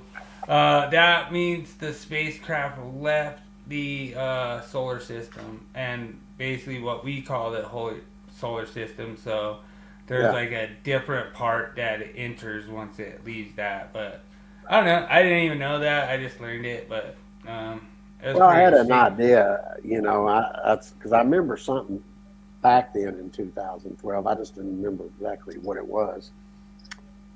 All right. So we have this week Olympus Mons.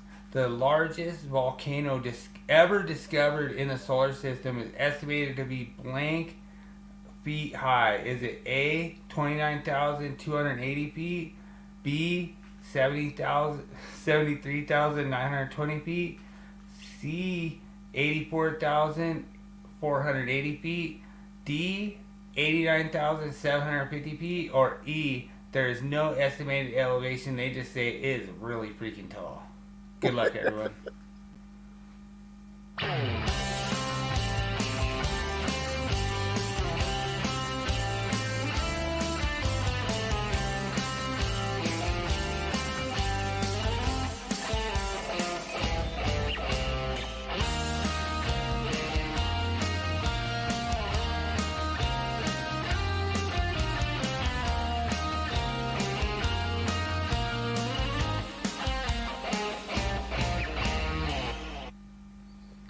Oh, Daniel's going B.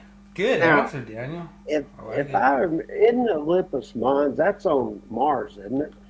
Yep.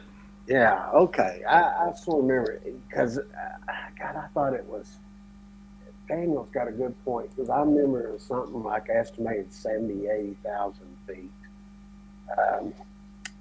I'm going to go with C. C? Yeah. All right. James goes with C. All right. Well, between Daniel and James, you have like really good answers tonight. And so far, Daniel already copied James. James already copied Daniel. But tonight, we're going to have to give James the freaking correct answer. It is C, 84,480 feet. So, you're actually... Oh, Bridget comes in. Bridget comes in with a D. I need to give more, time in the answers. Bridget, that is a good answer. And the thing is, I just went a hair over for my D answer, but James actually is got two good answers. We have Daniel with one good answer, so we're going into our third question. Appreciate you all participating. Doesn't matter if I get this wrong or not. I'm in a tie regardless. We'll see. We'll see, because if Daniel ties, he has his fourth victory. So we'll see. We'll see how this works. All right. So the largest canyon known on Mars is the Valles Marineris. Is longer than the Grand Canyon by blank amount of times. Is it A, 4, Is it B, 8? Is it C, 10? Is it D, 12? Or E, NASA says it's hard to put a number on something Evel Knievel has never jumped. Well, we know Good it's luck, not everyone.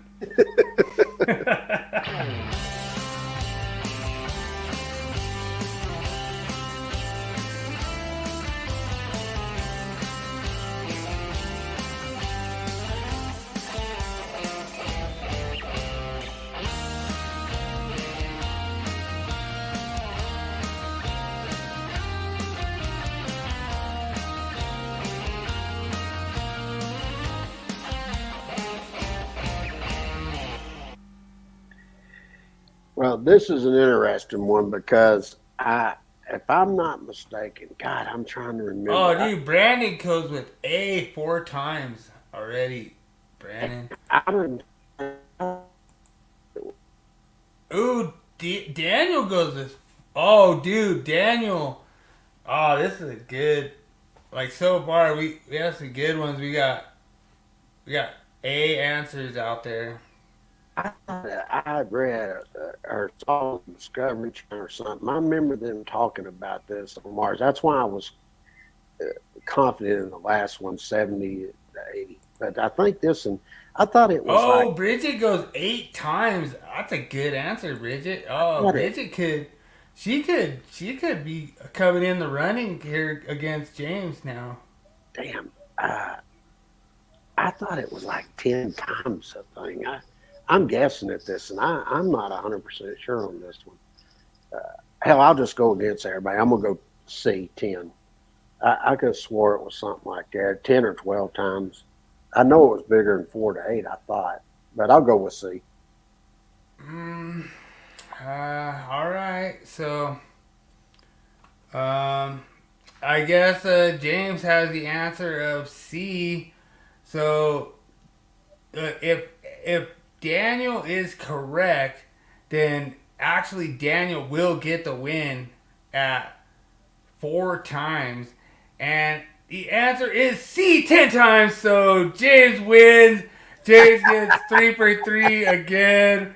He gets lucky. But like I say, yeah, it is. It actually, the canyon would actually stretch the entire continent of the U.S. See, that's what I was thinking they said, but I couldn't remember if it was 10 or 12. I knew it was bigger than 4 for sure, but I remember them talking about the canyon stretch the whole. I was like, that's some bitch got to be really big. And Mars is a big planet. Dude, so. Daniel is recording his podcast right now. I lose last week, and now it's rigged. Dude, James Stallcup is a fraud, and he doesn't even know what an outlet is and everything. Like, hey, Daniel, just pipe it up, bro. Pipe it all up. Like, dude, just do the whole, just say he's like the cancer of the industry. He's riding his daddy's coattails, everything. Like, just get it going, Daniel. You got all of it. You got so much angle. You could say he doesn't even listen to his daddy anymore. Yeah, I've never been on a panel. I've never been on any committees or anything, even though my name's in the freaking book, Dude, it's so awesome, James. You're such a good sport. And, whooping Daniel is kind of almost like, just kind of like almost like a job career, to be like, just shutting him down. But my problem is I don't get hard enough second answers. Because if I get hard enough second answers, then you'll get them right every time. So I did pretty good this week. I'm pretty stoked. 3 for 3. Yeah. And I actually guessed at all 3 of them. I knew I was in the range, but I wasn't sure on the answer. Dude, 2024, I think you've done. Dude, 2023, I don't think, you started off really slow. 2023, when I first started doing Willie Quiz, I think you're you're way back, I think I was better at getting you on the second answers, remember we started out with the Super Bowl? Yeah. You went 0 for 3 on the Cowboys. You know? As I tell everybody, some weeks I go 1 for 2, 0 for 3, then I'm 2 for 3, then I go 3 for 3. I mean, I'm all over the place. It isn't like, I'm just killing it every week. But I've actually done Yeah. better in 2024. I'm probably, Yeah. I'd say I've gotten probably about 70% of them right. Yeah, I'm a lot. I gotta like work on my second answer selection. No, you're doing just Little bit. fine the way you're doing. But that brings us to the wall of shame. All right, let's see what we got. Shame. Shame. Shame. Shame. Shame. Shame. Shame. Shame.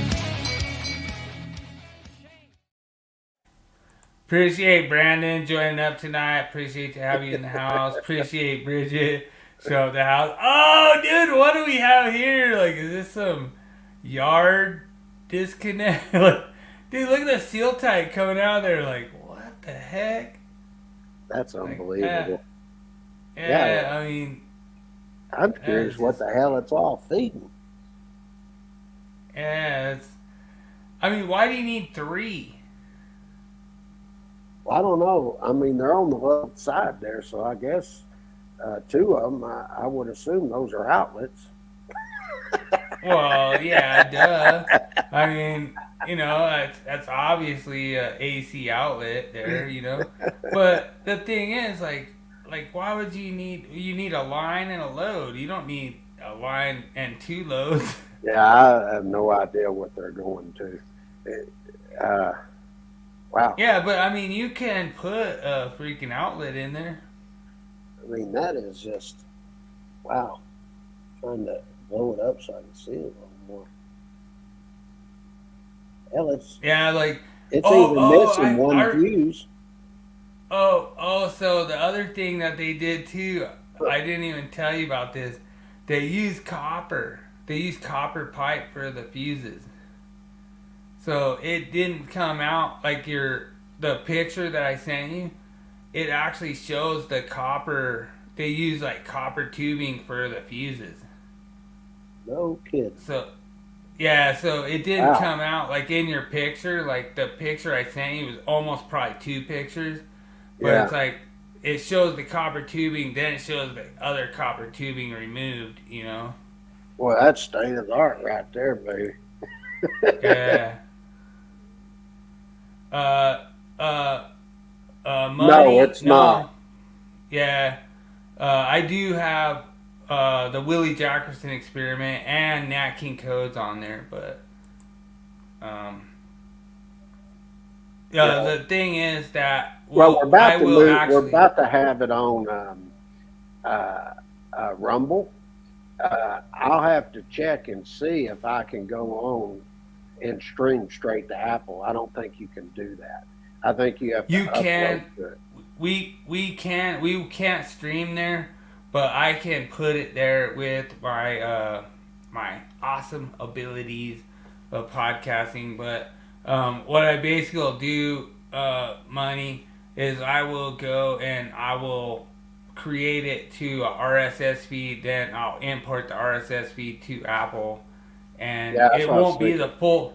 It won't be the full entire podcast, but it'll be different segments, whatever you like. Like, if you like the Wall of Shame, then I'll just do the Wall of Shame. Or if you like the Myth of the Week, I'll just do the Myth of the Week, Like, I won't do the whole entire podcast, or I could do the whole entire podcast. Like, if enough people say, hey, I want the whole entire podcast, like, all 7 hours, like, we're already... I'll tell you what we can do. If we're seeing that, people are sharing it and everything, it's worth our time, because it takes a lot of time to break all that down and put it into segments like that. But if y'all want to take and push the podcast out to people and all that, and we see it, it's worth the time, because it'd probably take us quite a few hours to break them down and segment them. But if you would like to help us push the podcast out and everything, yeah, we could look at doing that. It's just like the Rumble, they're going to push it. A lot of people want it on there and say, we'll push it. So So now I'm having to build that, get it ready. So, Yeah. and then Bill could set it up on the other, and that'll work Yeah. great. Yeah, I'm totally down. And the thing is that what you have to realize, like an audio podcast, I can only upload them at 20-minute segments. Like I can't just record like 2 straight hours. Like so, I have to go through. I have to like basically produce it. So Mhm. I have to go through, and then what I do is kind of edit it, and like I do kind of like a best of. You know what I mean? So I kind of like just record the whole entire podcast, and I just chop out like certain things, like like Gopher fan just like trying to troll us and talk all kinds of crap because his name's Weed Man and everything. We do a little of everything, to be honest. I did to start this. I did basics. I got into basics for calculations, the basic calculations you do in order to determine amperages and things like that. And then we also had another one, which I could do another podcast on it, where we go in and explain how to use the electrical code and the layout and everything. So those are some of the basics you start with, and then you start with Article 100 and 110, get the basic definitions in, and then the basics for your general requirements for electrical. That's all in 110, and then from there, you just really have to start learning because there's a lot of stuff that's there. And so I don't like to say, there's certain basics, but then basics are going to parlay into really learning all the rest of it. So. Yeah, I would actually second you, James. Personally, I say the electrical for beginners would depend on like your experience. So like this gentleman, Money, if you were like a beginner, like first year or whatever, we could actually say, this is a broom. We could show you a picture of a broom, be like, you're going to be pushing a broom for a while, I'm just joking a little bit, but at the same time, it's like when you're a beginner, like there's just certain things you have to do, One of the guys, like, he had to go do sound seal. He had to go do fire cock. He didn't want to do that, He's like, oh, well, why am I doing this? It's like, well, because you're a beginner. That's your position in the company. You have to start out small. Mm-hmm. You have to start out doing this. Now, if you do it right, then, you won't have to do it anymore. Then we'll get the lower guy on the totem pole, and we'll say, hey, this guy knows how to do it right, and this guy should do it next, So you kind of move up through sections, and it's hard. It's hard for us as foremen to place people at the proper level. A lot of times what they want to do is they want to do things poorly. And if they think if they do it poorly, then we won't put them there. Well, you could lose your job because of that, Yeah. So it's a tough situation. What we try to do as educators in our situation is I try to teach you like the real life what the education's actually saying. Like where are you actually at? Like, are you in the union? Are you in the non-union? Are you in, merit shop side? Like, it doesn't matter. But at the same time, like, there's different things. When you're a beginner in the union, you're going to go through a tougher battle. When you're in apprentice in the non-union, you're going to get a lot more different ways that they're going to teach you.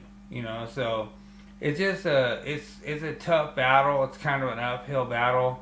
You're always gonna be slime. I always said this, like if you're an apprentice, you're just a piece of slime. Now, when you're that apprentice piece of slime, you're out in the middle of a lake. You're just a slime floating along. Once you start going to get that journeyman, your slime's just getting closer to the shore. Mm-hmm. You're not actually out of the lake. You're still just closer to shore, I mean, you never actually leave the lake. You're still slime, you know. But the thing is that you are actually getting close to the shore. You're getting closer to success. You're getting closer to being a better electrician and everything like that. And once people see, like, hey, there's a slime, I could just go reach a net and grab this slime and bring it on shore. That's what you want to be, you know. Sure. I mean, you're never gonna really be there. You're always just gonna be slime floating out of the lake. But there's a chance that somebody could grab that slime, bring it on shore, bring you upboard, and make you a good piece of slime. Sure. It's just like the guy, he was going through this, and he wanted to learn how to do control work and got to do it. And I said, a good way to learn how to do troubleshooting techniques and things like that is purchase the Stallcup's generator, transformer, motor, compressor book. And you go over there, you're dealing with troubleshooting transformers. We tell you how to do that. We tell you how to troubleshoot motors. And we go through, we even show you how to take a motor that doesn't even have any markings on it. And we show you how to ohm it out and everything in order to mark that so you know how to connect that motor properly. And those are things that you just necessarily wouldn't learn in the field. You would have to get that knowledge from some type of publication or somebody that actually knows how to do that stuff. So, you know, it just depends as you're doing it. But being a plumber, you know, everything is always general knowledge. And, you know, when I was... You know what it is? You know what the general knowledge is? Shit runs downhill. Don't bite your fingernails. Payday's on Friday. Well, general you know, knowledge. When I was an inspector for Grapevine, they wanted me to look at some plumbing inspections. Well, I started doing general knowledge on everything. I had to go down to the state in Texas to get my plumbing state inspector license. And I actually went down there. I passed it on the first test, but I went through publications, understanding about what's the difference between stack venting and vent stacking. There's actually two different types there. And I learned about the different things in plumbing. And I never did plumbing in my life, but I did know the general requirements and everything to make an inspection and what I was looking at.